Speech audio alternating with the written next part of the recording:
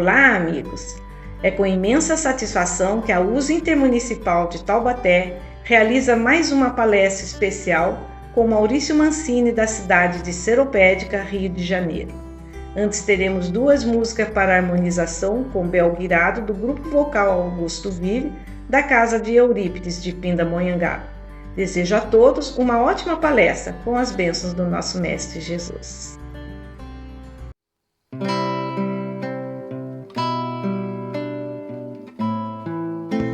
Irmãos, aquietemos os nossos corações, serenemos nossas mentes, voltemo-nos para dentro de nós mesmos, permitindo acesso com nossos tutelares amigos, que certamente nos ajudarão a extrairmos das palavras proferidas por nosso irmão Maurício Mancini os ensinamentos de que ainda muito carecemos. Agradecemos, Senhor, pelas oportunidades que se renovam, pela família que se reencontra espiritualmente, a fim de nos apoiarmos na trajetória da vida e nos testemunhos múltiplos. Pedimos-te que vossas energias amorosas alcancem nossa intimidade, nos fortalecendo cada dia mais. Que assim seja, graças a Deus.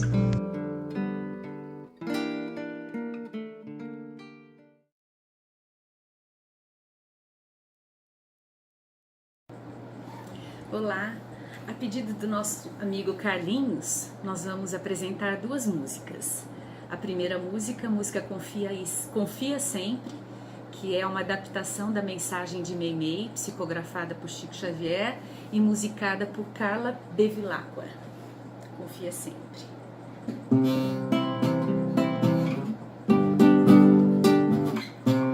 Não percas a tua fé entre as sombras deste mundo, ainda que teus pés sangrem, confia, sempre segue, tudo passa nessa terra, mas o que vem do céu permanecerá. Eleva, pois, o teu olhar, confia, sempre segue.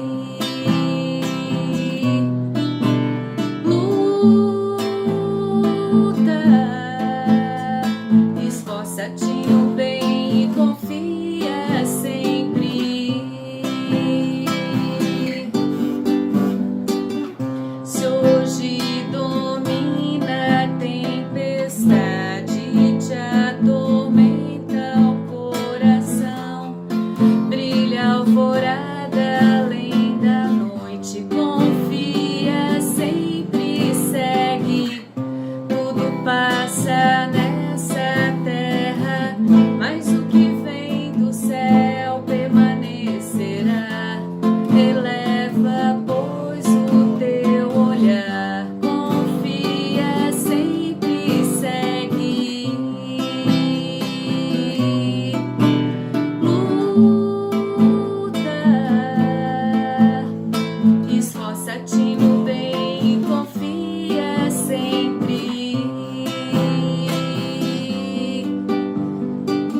Se hoje domina a tempestade, te atormenta o coração, brilha a alvorada além da noite, confia, sempre segue.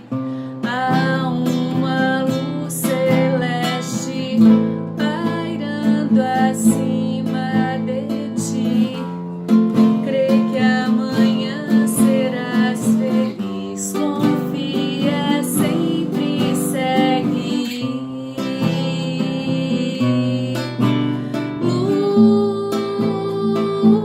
Luta, esforça-te no bem e confia sempre.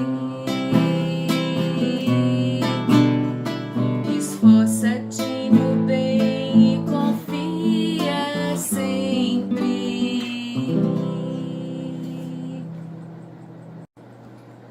Essa segunda música que vamos cantar, nós escolhemos uma música Alegre. É a música do César Tucci, se chama Ser de Circo. Eu chamo a atenção a todos para ver a singeleza e a profundidade simultânea da letra dessa música. Então, César Tucci, a música Ser de Circo.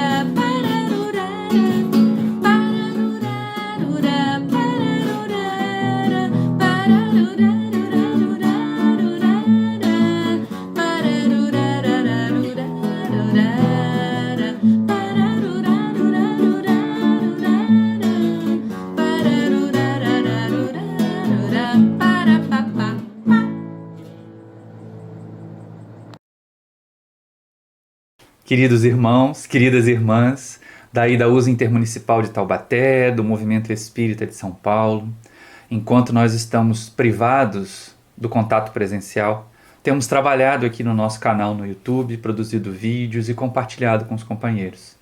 Deixamos com vocês esse trabalho que nos foi solicitado para reflexões e que brevemente nós possamos nos abraçar presencialmente. Um carinho especial para todos daí e muita paz para vocês.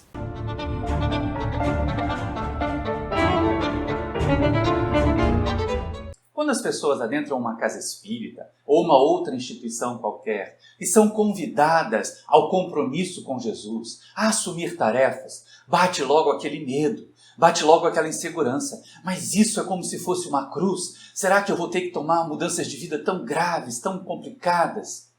E aí naquela passagem do Evangelho, em que Jesus caminha pela banda do mar em Cafarnaum e encontra Simão e André, dois irmãos, recolhendo as redes do barco porque eles eram pescadores, ele vira-se para os dois e diz: "Vinde após mim e eu vos farei pescadores de homens."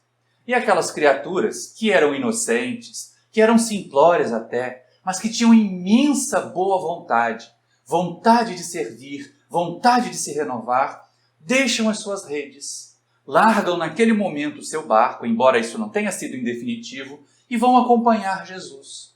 Vão aprender com Ele. Isso é importante. Vão se qualificar com Ele primeiro. E aí vem a primeira questão. O que é seguir com Jesus? O que é acompanhar o Mestre? O que é assumir uma tarefa com Ele? Porque assumir um compromisso com Jesus, para muitas criaturas, intimida. Porque elas imaginam que vão ter que fazer uma mudança brutal, radical nas suas vidas, abandonar os familiares, se trancar num mosteiro e a partir dali viver uma vida ascética só de orações, só de pensamentos em Jesus. e não é visto o que é proposto para nós. Algumas pessoas ficam imaginando o compromisso com Jesus dessa forma fanática. Esse isolamento, essa fuga do contato social, esse celibatarismo imposto sem nenhum tipo de convicção, tudo isso é uma interpretação equivocada do compromisso que nós assumimos com Jesus. Outras pessoas pensam diferente. Elas imaginam assim, se eu fizer serviços para Jesus, se eu trabalhar com Jesus, eu vou receber uma recompensa lá no céu. Fazem clientelismo. E a gente tem que ter muito cuidado desses dois extremos. Tanto do extremo do fanatismo, de achar que o compromisso com Jesus é uma renúncia absoluta à necessidade que nós temos de viver na terra, e não é, como também a esse clientelismo, de estarmos associados a uma vinculação religiosa, cristã neste caso, por medo de uma punição divina ou por busca de recompensas, naquela troca, naquela barganha tão convencional já de milênios, em que as criaturas fazem promessas, em que as criaturas tentam barganhar com a divindade para obter favores sem trabalho. Menos mal quando elas trabalham no bem, pensando ainda nesses favores. Mas aí nós caímos naquelas questões do Livro dos Espíritos, quando Kardec pergunta qual é a caridade que realmente tem valor, e os Espíritos respondem que é aquela feita com desinteresse. Mesmo esse cálculo, mesmo essa ponderação de que fazendo bem eu posso ter uma vantagem no mundo espiritual, eu posso conquistar uma posição de destaque, uma posição de relevo, ou uma nuvenzinha confortável para eu descansar pela eternidade, isso faz com que a caridade que nós pratiquemos tenha uma menor eficácia, tenha um efeito menor para o nosso progresso. E aí, quando nós nos colocamos na condição de servidores de Jesus, na condição de compromisso com o Mestre, o que é isso? Vamos refletir. O capítulo 23 do Evangelho segundo o Espiritismo, ele traz uma série de interpretações, principalmente do Evangelho de Lucas. E aí nos lembremos, não é, gente? Lucas não conheceu Jesus.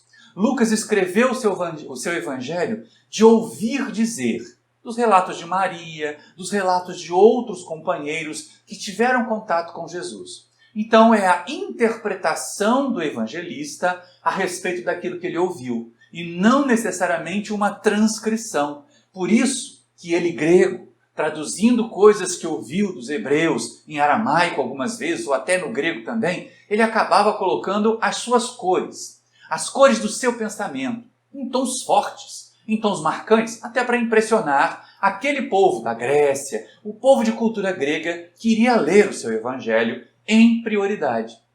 Muito mais até do que os hebreus, que estavam acostumados com o evangelho de Marcos, com o evangelho de Mateus. Então nós vamos perceber, nessa tradução de Lucas, que Kardec coloca lá no capítulo, estranha moral.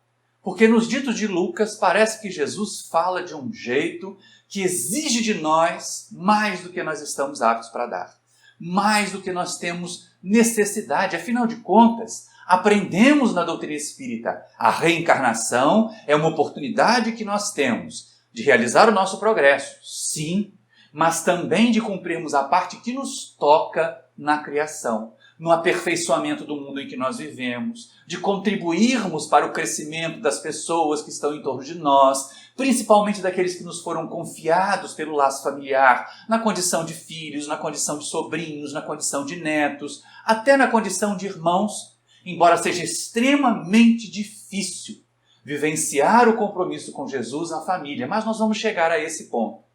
E é interessante, porque nesse capítulo 23 do Evangelho, as citações de Kardec fazem-nos pensar assim, puxa, mas compromisso com Jesus é um negócio só para os escolhidos, só para aqueles que realmente têm condição de largar tudo, porque Jesus fala, nas transcrições de Lucas, eu volto a dizer, de uma forma muito contundente, chamando a atenção, por exemplo, com relação a prioridades, amar ao Mestre, amar ao compromisso com o Mestre, ou amar aos nossos familiares. Poxa vida, gente!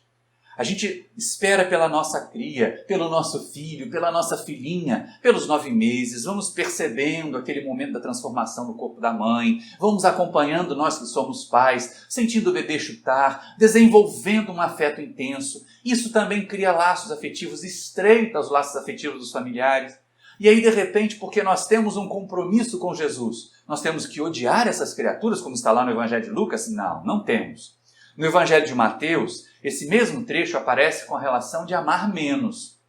Quem ama mais a parentela, quem ama mais as vinculações familiares do que o compromisso assumido com Jesus, porque o compromisso assumido com Jesus, ele diz respeito ao nosso mundo íntimo, aos passos que nós temos que dar para o nosso aperfeiçoamento, porque por mais que nós amemos os familiares, nós não podemos fazer o progresso deles no lugar deles. Terá que ser uma conquista deles. O único indivíduo, o único espírito que nós podemos impulsionar o progresso somos nós mesmos. Então essa relação de amar menos, porque é assim que Allan Kardec também vai entender esses trechos do Evangelho, não é que nós tenhamos que odiar os nossos parentes para amar a Jesus, mas que devemos entender as prioridades do nosso compromisso. É lógico, um parente adoecido, um parente que esteja em condição terminal, ou um filho que vai ter a sua formatura, que vai ter um momento em que a nossa presença é psicologicamente, é afetivamente importante para ele, nós temos todas as condições de alternar os nossos compromissos com Jesus com esses compromissos. O que nós não devemos, o que nós não precisamos, é ceder a todas as convenções sociais, é ceder ao convencionalismo estabelecido e buscar servir, atender a todas as futilidades que os parentes nos impõem, para só depois dessas futilidades atendidas, nós seguirmos na tarefa com Jesus. Ao contrário, agir assim será um péssimo exemplo que nós daremos, principalmente aos mais pequeninos. Porque se nós estaremos presentes em todas as festas, e só quando não tem festa é que a gente vai à reunião que assumiu o compromisso, vai fazer a palestra que assumiu o compromisso de fazer, nós estamos dizendo para eles, olha, vocês não precisam se preocupar com o lado espiritual da vida. Basta que se ocupem em atender às convenções sociais. O prazer material, a diversão é prioritária. Esta é a mensagem equivocada que é passada por aqueles que nos observam, quando nós não temos essa noção de responsabilidade nos nossos compromissos com Jesus. Mas esse compromisso com Jesus requer sim equilíbrio, requer sim ponderação. Imagina, tem gente que às vezes leva ao tal extremo esse compromisso que mesmo enfermas, elas insistem em continuar desenvolvendo atividades, até que seus corpos não aguentem mais. E acabarão por chegar ao mundo espiritual até na condição de suicidas, o que é um problema muito sério. Então nós temos que ter toda a ponderação nesses compromissos. Entender o que é prioridade no nosso caminho evolutivo. Entender o que é prioridade na nossa busca. E aí algumas passagens do Evangelho ainda chamam mais atenção. Porque quando Jesus fala lá no Evangelho de Lucas que aqueles que deixaram pai, mãe, casa, trabalho para segui-lo, terão recompensa no reino dos céus. Mas, enquanto nós estamos na terra, porque é exatamente isso que os discípulos dizem, olha, nós deixamos tudo para te seguir. E aí é claro que aquele ali é um momento psicológico de instrução do mestre. Porque Pedro voltava a pescar muitas vezes. Eles tinham os compromissos com as suas famílias, eles não abandonaram a vida material para seguir Jesus pura e simplesmente, exclusivamente. Mas eles entenderam que uma determinada parte do seu tempo, que antes era dedicada à vida material, deveria ser dedicada ao compromisso com Jesus. Nós temos feito essas escolhas? Nós temos parado e ponderado quanto do nosso tempo, daquele que nós usamos no lazer, na convivência com outras pessoas, na busca de riqueza material, na busca da sobrevivência, muitas vezes, nós podemos já deslocar o quanto desse tempo nós podemos compartilhar na tarefa com Jesus? Já temos essa noção de prioridades? Porque é exatamente isso que Jesus tende a ensinar aos seus discípulos. Os valores da alma vêm primeiro. Não é à toa que o mestre dizia, buscai primeiro o reino dos céus e as outras coisas vos serão dadas por acréscimo. Aqueles de nós que temos essa inteligência, aqueles de nós que temos essa compreensão da busca dos valores espirituais como prioritários em relação aos valores da alma, nós não vamos abandonar a vida material, não. O codificador também nos ajuda a entender. Qualquer um de nós que está na Terra não tem apenas o direito, nós temos o dever de buscar viver aqui da forma mais confortável, da forma mais harmoniosa, dando a nossa cota de trabalho para que isso aconteça. Muita gente quer apenas fruir dos prazeres, do conforto, da tranquilidade, à custa do trabalho dos outros, à custa do esforço dos outros. Isso acontece muito frequentemente com aqueles adolescentes que acham que precisam e devem receber tudo dos pais, sem nenhum tipo de contribuição. É verdade. Eles estão estudando, é verdade. Eles estão investindo no seu futuro. Mas, se de um ponto de vista não podem trabalhar ainda para obter os valores financeiros que vão garantir aqueles prazeres que eles querem experimentar, eles podem em casa, eles podem no lar fazer a sua contribuição. E cabe a nós, educadores do lar, exigir que assim seja, ensinar que assim seja. Melhor ensinar do que exigir, não é? Porque é por aí que a gente consegue realmente dar conta desse compromisso com Jesus, que é a convivência familiar. E nós vamos chegar nele. Eu tenho falado, o compromisso familiar com Jesus é o mais difícil de todos. Vários outros são fáceis de cumprir. Mas compromisso com Jesus dentro do seio da família, quanta dificuldade. Principalmente quando nós nos mantemos prisioneiros das convenções. Não há aquela outra passagem do Evangelho em que Jesus diz à criatura assim, olha, vem, segue-me. E o homem diz assim, Senhor, deixa-me primeiro voltar ao meu lar e dispor das coisas que eu tenho, distribuir os meus bens. E o mestre diz, qualquer um que tendo posto mão no arado, se olhar para trás, não será digno de mim. Porque ele mostra aí as criaturas nós ainda, preocupados, apegados. Puxa, mas o que vão fazer da herança que eu deixar? Não tem gente assim?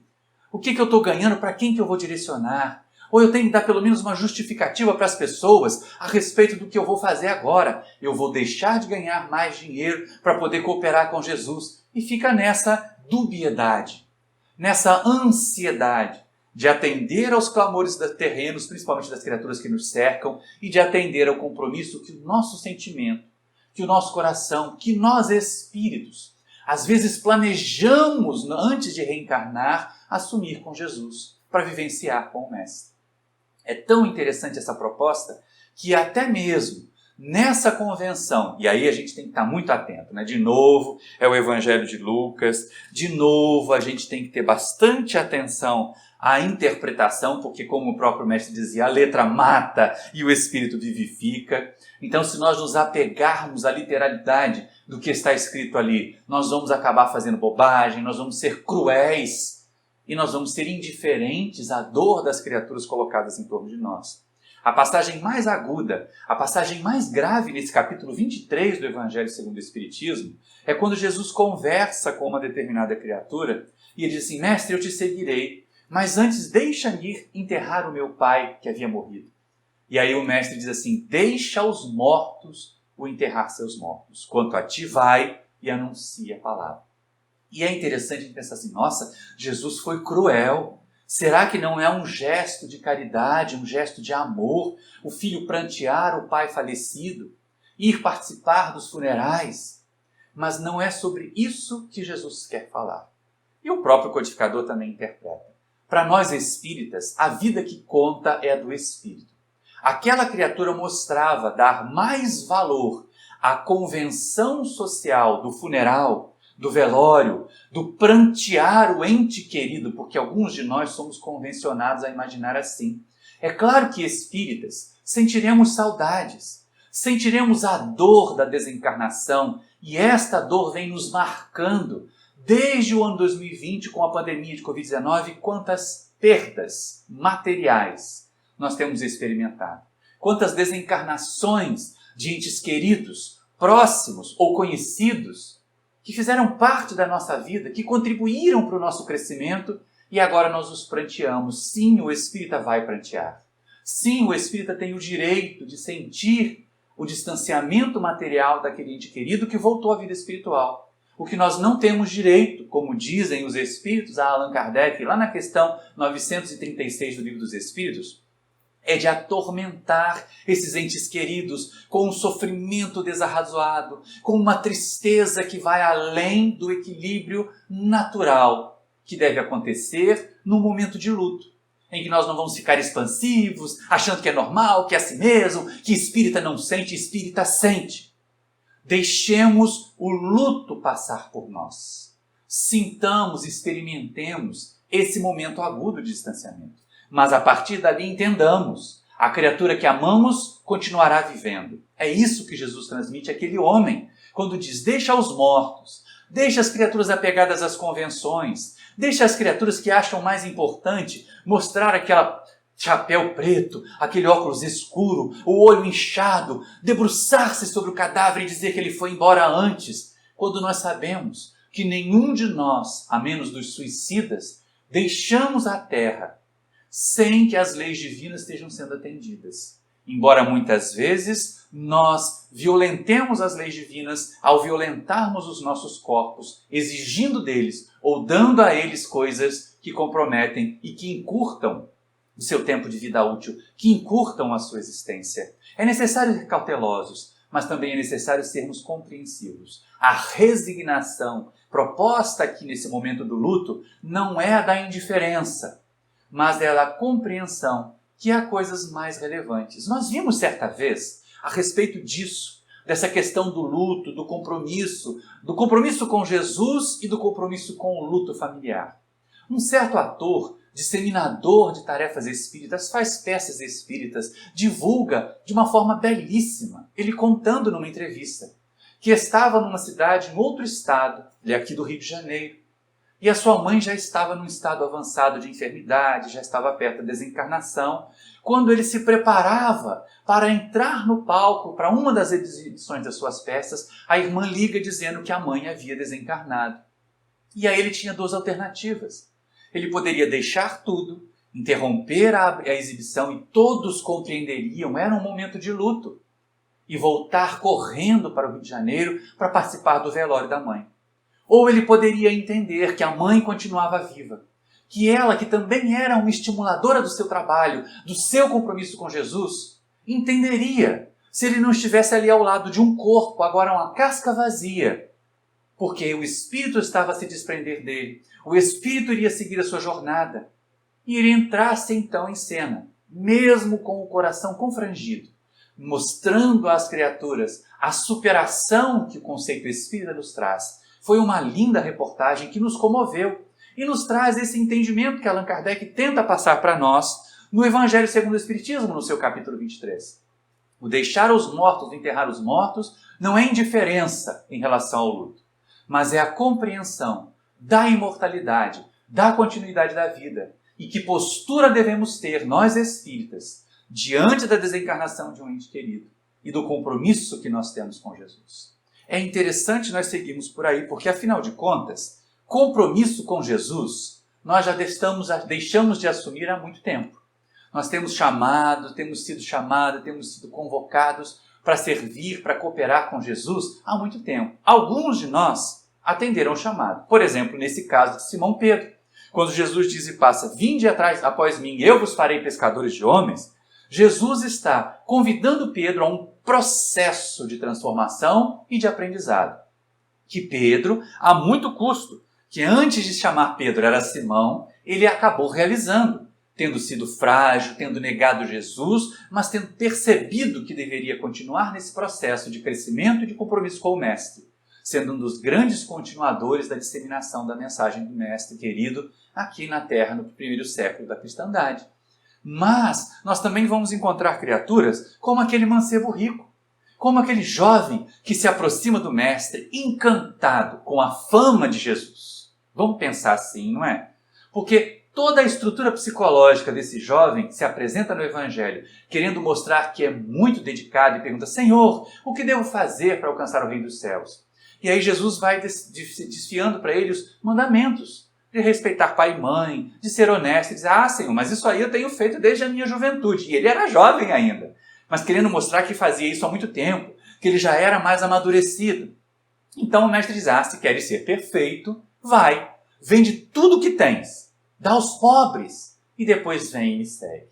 E aí o jovem, racha fora, sai rapidinho, não volta a ter com Jesus, porque ele estava apegado. O que na verdade ele queria era compartilhar a fama de Jesus. Muitos de nós somos assim. Aí eu vou para o centro porque eu quero chegar na tribuna, ser um palestrante famoso. Aí eu vou ser espírita porque eu quero ser um médium, publicar livros. Ou eu vou ser um sacerdote, ter a minha igreja. E a minha igreja vai ter muitos fiéis.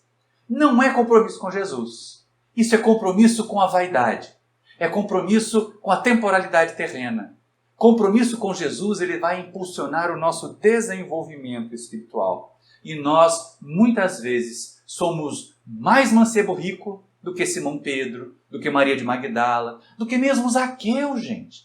Zaqueu que tinha uma vida confusa, Maria de Magdala também.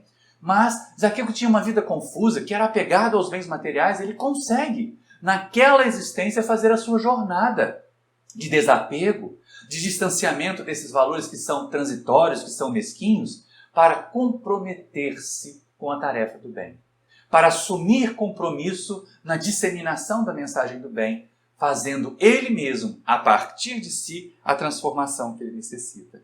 E aí muitos preferem a fortuna, muitos preferem os prazeres, muitos preferem a fama do que o compromisso real com Jesus. Nós negamos Jesus, não como Pedro fez, dizendo que não o conhecia. Nós negamos Jesus de uma maneira ainda mais cruel. Nós colocamos na nossa testa o rótulo de cristãos, o rótulo de fiéis, o rótulo de seguidores de Jesus. Mas, nos nossos atos, nós não fazemos aquilo que Jesus nos ensina. Nós negamos Jesus quando colocamos uma Bíblia debaixo do braço, quando pegamos um Evangelho segundo o Espiritismo e vamos para o centro, e depois publicamos nas redes sociais aquele monte de fofoca, aquele monte de fake news, foto com arminha dizendo que bandido bom é bandido morto, que tem que ser violento mesmo com aqueles que pensam diferente de nós. Não, meus irmãos.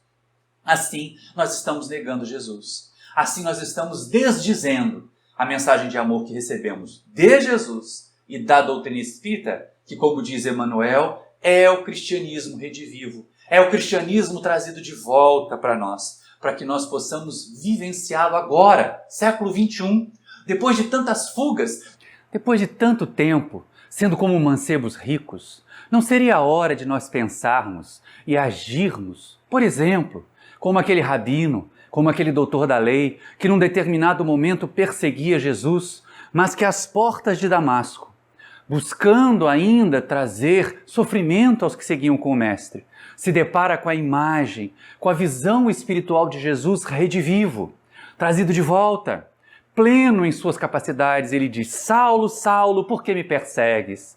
Difícil te é recalcitrar o anti-aguilhão.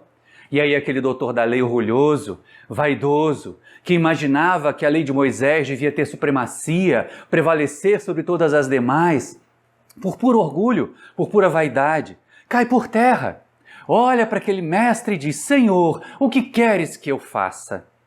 E aí Jesus diz a ele para entrar na cidade. Ato contínuo, o mestre então vai a Ananias, um colaborador, um amigo dos cristãos que trabalhava ali em Damasco, e diz: Ananias, vai até Saulo, porque ele está sofrendo e precisa de orientações. Mais ou menos nesses termos.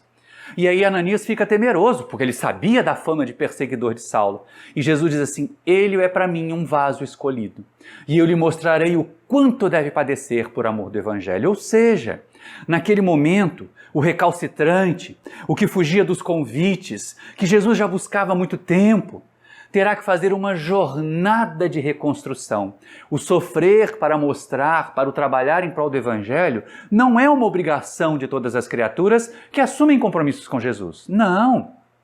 O sofrer acontece quando nós recalcitramos, quando nós fugimos do compromisso e vamos tardando, até o momento em que a nossa evolução espiritual, comprometida pela falta de trabalho no bem, comprometida por não crescermos tanto quanto prometemos. Sim, nós somos espíritas, nós sabemos, de uma maneira ou de outra, o planejamento reencarnatório feito para nós estabelece trabalhar no bem, estabelece vencer mazelas íntimas, estabelece superar inferioridades. Se nada disso é feito durante os verdores da juventude, é lógico que pesará sobre nós a necessidade de fazer quando já estivermos curvados pela passagem do tempo. Por isso Saulo, já adulto, já maduro, teve que fazer essa jornada de sofrimento, sim, de renúncia também, para assumir os compromissos que ele já deveria ter assumido com Jesus há mais tempo.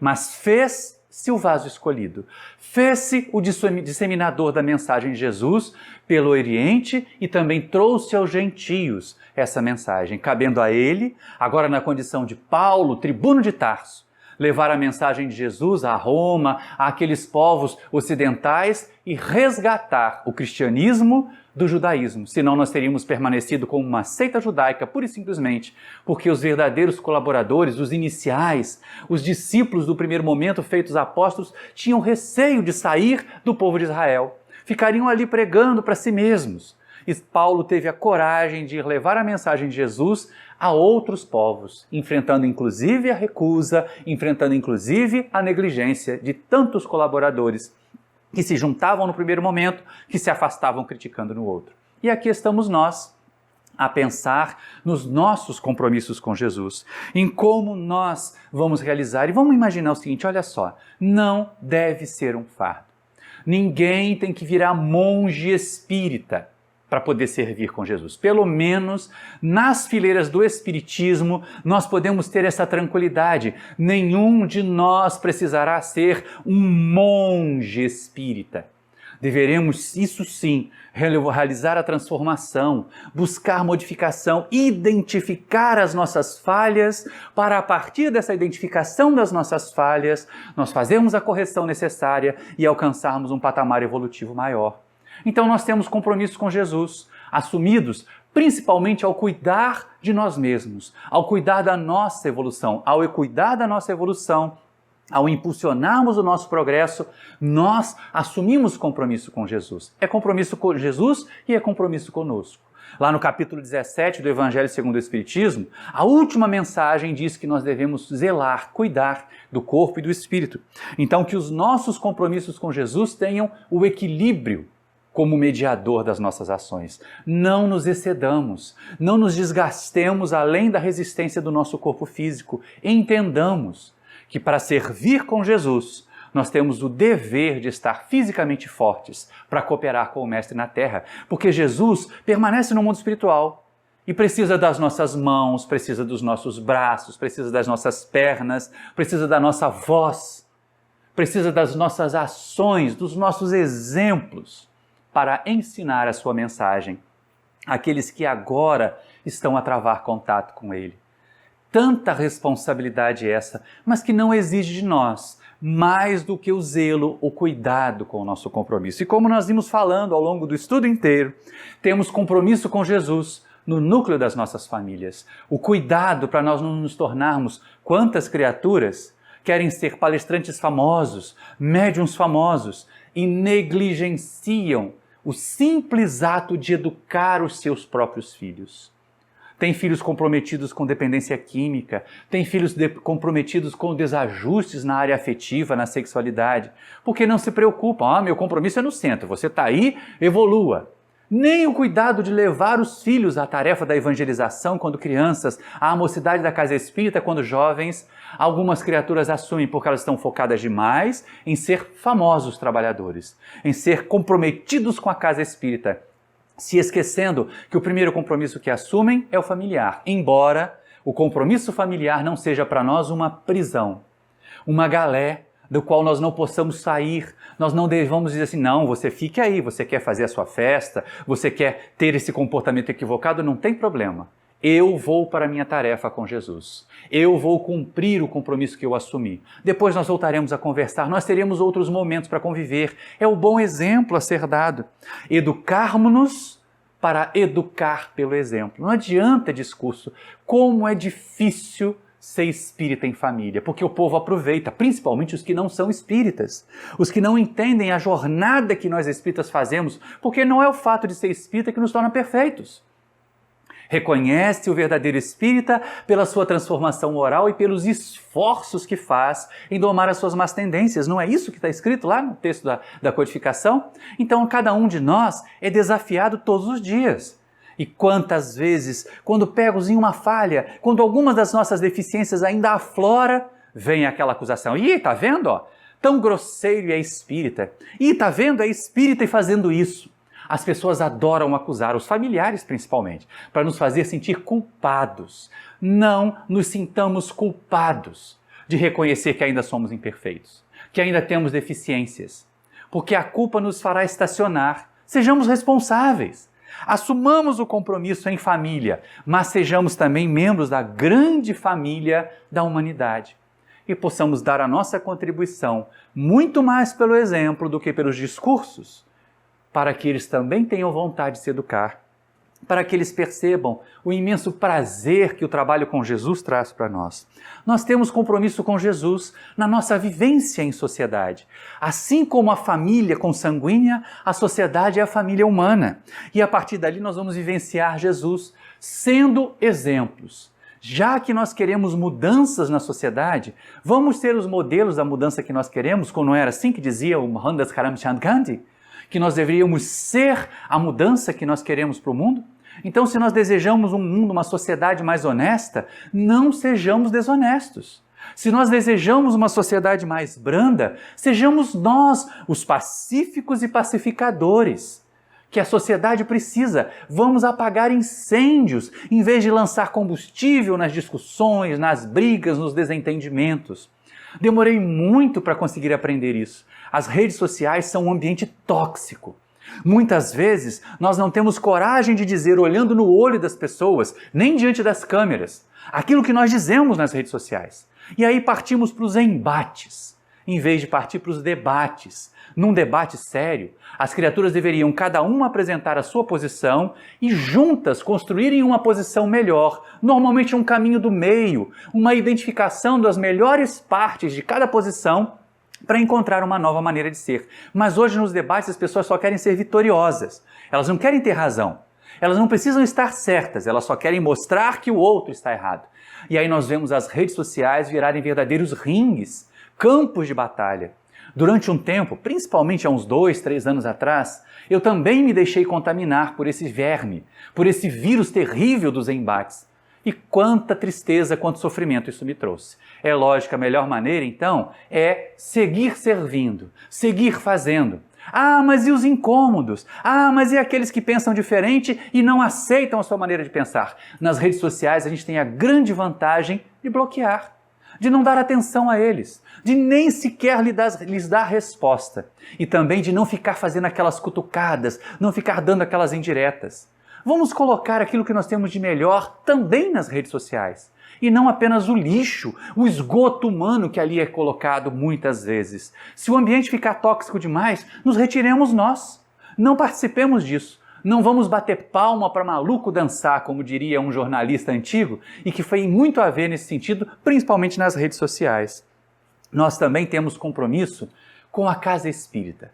Assumir compromisso com Jesus na instituição, no movimento espírita é importante. Mas o que acontece com frequência é que as criaturas querem usar o compromisso na casa espírita para se projetar.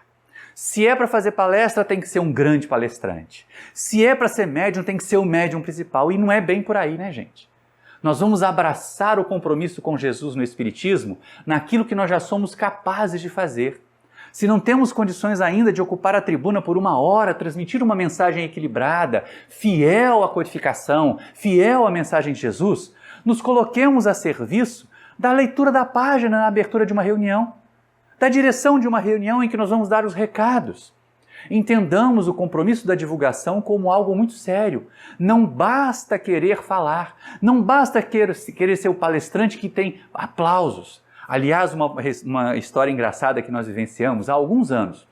Nós fomos fazer palestra numa cidade do interior aqui do Rio de Janeiro e num domingo de manhã. E aí, após quase 1 hora de palestra, sempre tem aquele momento da rodinha, da conversa, né, do momento das congratulações, que elas acontecem quando o trabalho é bem feito, e aí nós atribuímos a Jesus a qualidade desse trabalho, aos méritos dos benfeitores espirituais que trouxeram a inspiração. E aí uma companheira daquela casa chegou e disse para o dirigente, "Tá vendo?" Virando para o dirigente que estava ao meu lado. "Eu falo que nem ele. Você devia me programar mais para fazer palestra no centro." Eu percebi que o dirigente ficou constrangido. Eu não conhecia, então podia ser mesmo uma grande palestrante, não que nós o sejamos.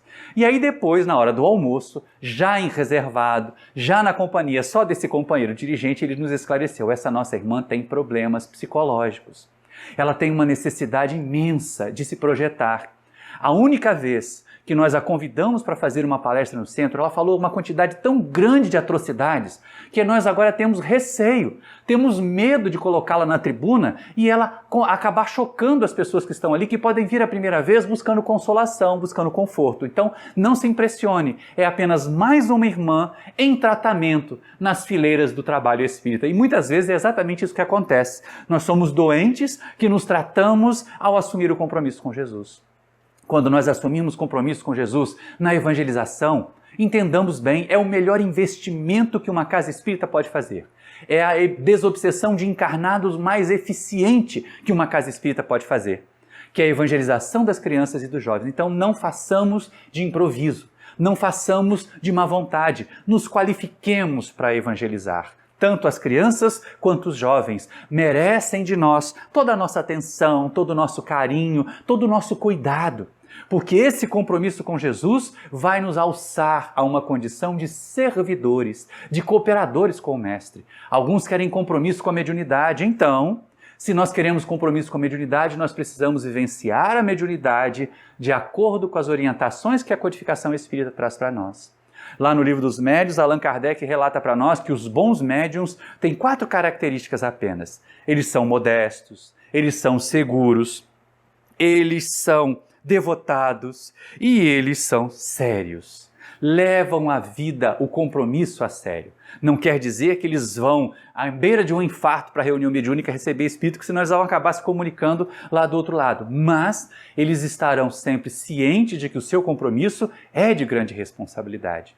E cada atividade e cada compromisso que nós assumirmos na casa espírita deverá ser vivenciado com amor, com afeto. E sempre, se é no movimento espírita, nenhum de nós é obrigado a estar no movimento espírita. A doutrina espírita não se ocupa de fazer prosélitos. Se nós ainda temos afinidade por uma determinada prática mediúnica que usa apetrechos, que usa aparatos, busquemos o centro de Umbanda, o centro de Candomblé, onde isso é vivenciado com respeito, com carinho e com grande cuidado da espiritualidade também, principalmente quando se dedicam exclusivamente à prática do bem. Aqueles que se vinculam a mercadejar com os espíritos, à prática do mal, terão assistência equivalente aos seus objetivos. Mas as casas que não são espíritas e que se dedicam ao uso da mediunidade apenas e exclusivamente para fazer o bem, terão tanta assistência quanto qualquer casa espírita, e às vezes até mais.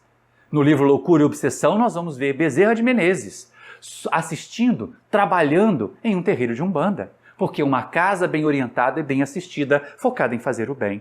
Então sejamos fiéis. Se vamos permanecer no movimento espírita, sejamos fiéis a Kardec. Sejamos fiéis a Jesus.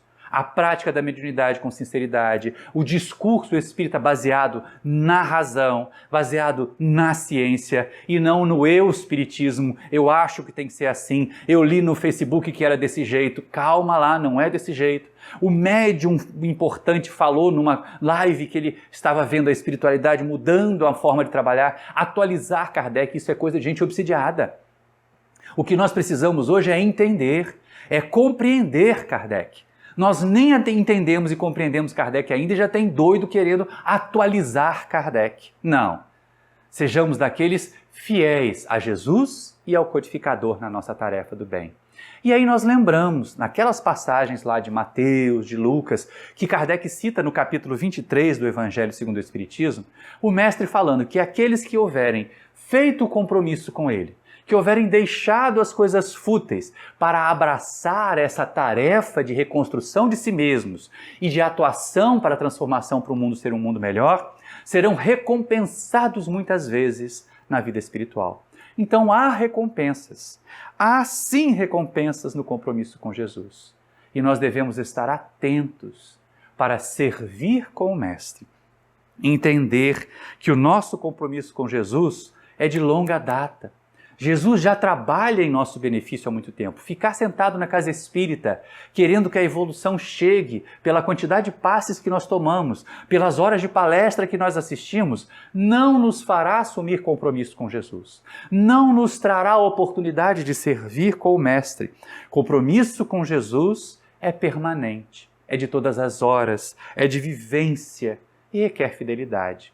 a mesma que demonstraram tarefeiros do passado, que nós poderíamos fazer outra palestra citando a sua experiência, mas vamos nos lembrar daquele que é o patrono da nossa casa espírita, o Centro Espírita Paulo de Tarso.